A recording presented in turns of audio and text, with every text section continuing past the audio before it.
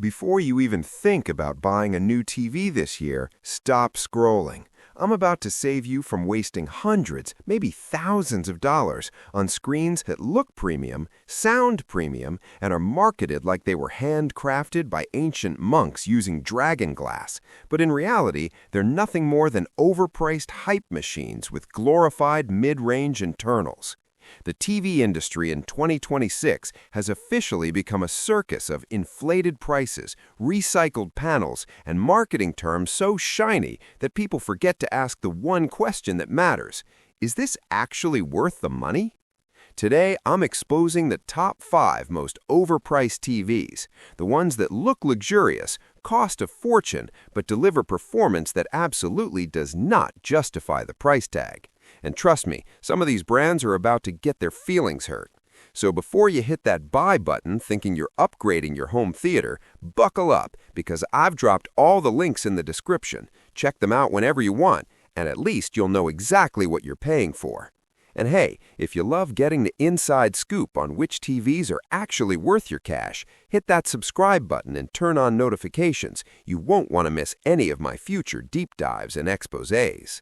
Let's start with number 5, Sony X90L, a TV that walks into the room acting like it's an elite flagship, but underneath that fancy Sony badge, it's basically a mid-range panel putting on expensive cologne.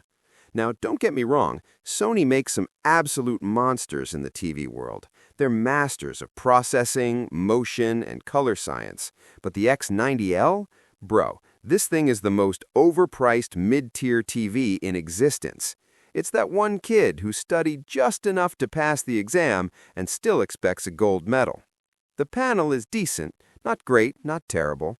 Local dimming is fine. HDR looks okay. And motion, yes, Sony nails motion like always. But then you see the price, and suddenly you're like, hold on, this costs how much?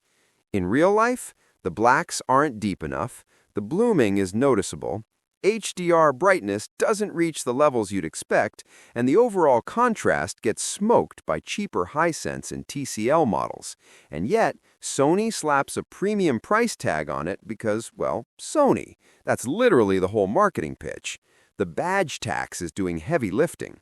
For the money they charge, you could get a mini LED beast that outperforms it in brightness, contrast, dimming zones, gaming features, everything.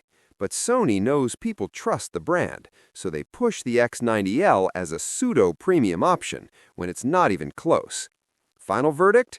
If you're paying full price for the X90L, you're basically tipping the brand for no reason. At number 4, we have the Samsung QN85C. Also known as the TV that wants to be premium so badly it's practically begging for attention. Look, Samsung makes incredible high-end models. The QN90 series, amazing. The S90 and S95 OLEDs, unreal. But the QN85C sits in this weird, awkward middle child zone where you're paying way too much for specs that feel half-committed. Samsung markets this thing like some brilliant, bright mini-LED wonder, but the reality is, it struggles with contrast because of the ADS panel. Blooming is more noticeable than it should be. HDR performance is underwhelming, and at its price, you'd expect it to punch way harder. It's like ordering a steak at a fancy restaurant, only to realize they served you something that tastes like it came from the kids' menu. The presentation is strong, the branding is confident, but the actual performance? Mid. Very mid. And don't even get me started on gaming features. Samsung includes all their usual bells and whistles, VRR, low input lag, 120 Hz, but even then, the picture quality during gameplay lacks depth. Shadows look washed out, bright highlights bloom, and the overall image just doesn't justify what Samsung is charging. If this TV was priced a few $100s lower, sure, it would be a decent buy. But the current price tag is basically Samsung saying, listen, we know you're loyal, just give us the money. Verdict? The QN85C is a nice TV pretending to be a premium TV, and your wallet pays for the performance gap. Number 3? Oh, this one was built in the overpriced TV laboratory. The LG QNED 90 is LG's attempt at making a top-tier mini-LED competitor. And on paper, it looks fantastic. Quantum dot nanocell plus mini LED backlighting? Sounds high-end, sounds expensive, sounds futuristic. In reality, it's like LG took 3 different ideas, smashed them together, sprinkled some glitter on top, and hoped nobody would notice the flaws. This TV is bright, but not bright enough to justify the price. It has local dimming, but not precise enough to compete with Samsung or TCL. The blacks? The contrast? The HDR? Good, but not great. The blooming? Noticeable. And the uniformity? Hit or miss. Here's the problem. For the price LG charges for the QNED90, you can literally buy a better performing mini LED from Hisense, TCL, or Samsung. And if you stretch the budget just a little, you can step into OLED territory, and that instantly makes the QNED90 feel like a waste of money. LG's strength has always been OLED. They dominate OLED. They rule OLED. They are OLED. But mini LED? Nah, that's not their playground. The QNED90 is the kid who transferred schools and showed up wearing designer clothes, but still gets outperformed by students who paid half as much. Verdict? LG tried, I'll give them that, but this TV is an overpriced science experiment you shouldn't fund. Now we're getting into dangerous territory. Number 2 is the Samsung S95C, one of the most hyped OLED TVs of the last couple years, and easily one of the most overpriced. And before Samsung fanboys start warming up in the comments, yes, the S95C is gorgeous. Yes, it has insane brightness for an OLED. Yes, the colors look phenomenal. Yes, the design is sleek and sexy. And yes, gaming on it feels unreal. But, none of that changes the fact that this TV is priced like it was handcrafted by NASA engineers using moon rocks. The S95C charges luxury pricing for performance gains that are barely noticeable to the average viewer, like 200 extra nits that only matter in very specific HDR scenes, slightly wider color coverage, a slim design that looks fancy but doesn't fundamentally change anything, and Samsung's OLED HyperBoost marketing mode, or whatever nonsense term they're pushing this year. Meanwhile, the cheaper S90C exists, looking almost the same, performing nearly identically, costing way less. And LG's C-Series OLEDs? Also cheaper, also stunning, also reliable, also more sensible in price. So why does the S95C cost this much? Because Samsung wants to grab the premium OLED crown and charge a luxury tax for the badge. That's it. That's the whole reason. The value difference between the S90C and S95C is so tiny that buying the S95C becomes more about flexing than watching movies. And if you're paying that much more just to flex, my brother, you need a financial advisor. Verdict? Amazing TV? Terrible price-to-performance ratio.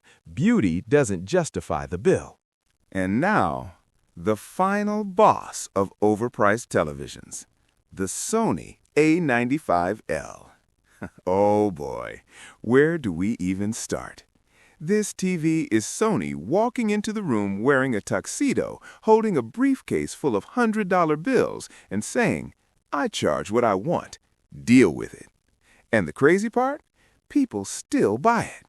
The A95L is Sony's QD-OLED masterpiece, and to be fair, the picture quality is jaw-dropping, the processing is elite, the motion is unmatched, the color accuracy looks like the TV went to art school, the HDR punch is insane, and the blacks? Bro, they're so perfect it feels illegal. So yes, the A95L is one of the best TVs ever created, but it is also, without question, the most overpriced. Why? Because it costs hundreds more than Samsung's OLEDs, it costs way more than LG's OLEDs, it offers only a small performance improvement, and most of the difference is visible only if you're the kind of person who pauses a movie just to zoom in on shadow gradation. Sony's processing is their superpower, absolutely. Their color accuracy is elite, absolutely. Their motion is the best in the business, absolutely. But does that justify the price difference? No, not even close. The A95L is like buying a sports car whose engine is 10% faster but costs double the price. Yeah, it's better, but your bank account doesn't care about slightly smoother motion. And Sony knows this. They are fully aware their fans are brand-loyal, cinema-obsessed, detail-focused perfectionists, so they charge the kind of price that makes your credit card start sweating. But here's the shocking truth. If you put the A95L next to the S95C or LG G3, most people in a living room setting can't even tell the difference. The gap is real, but it's tiny, a whisper, a sprinkle, a detail only pros obsess over. And yet, Sony charges like the A95L was built by gods. Verdict? The Sony A95L is a masterpiece.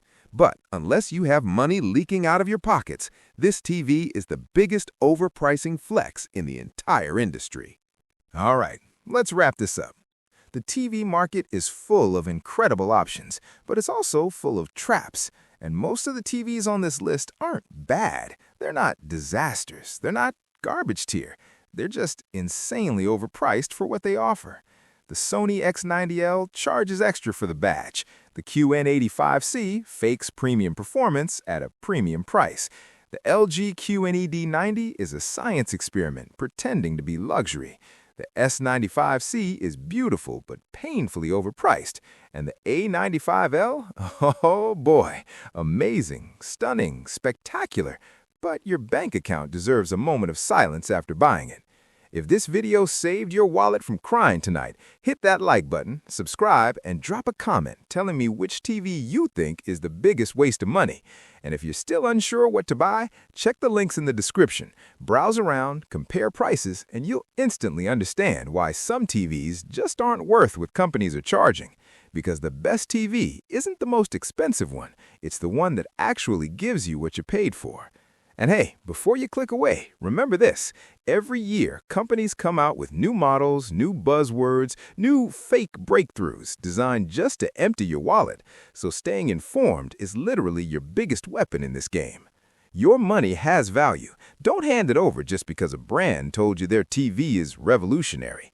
If you want real performance, real value, and real recommendations without the marketing nonsense, you're in the right place. Thanks for watching, and I'll see you in the next one. And trust me, you're going to want to be here, because next time I'm exposing the streaming devices that promise speed and privacy while quietly selling your data to 5 different companies.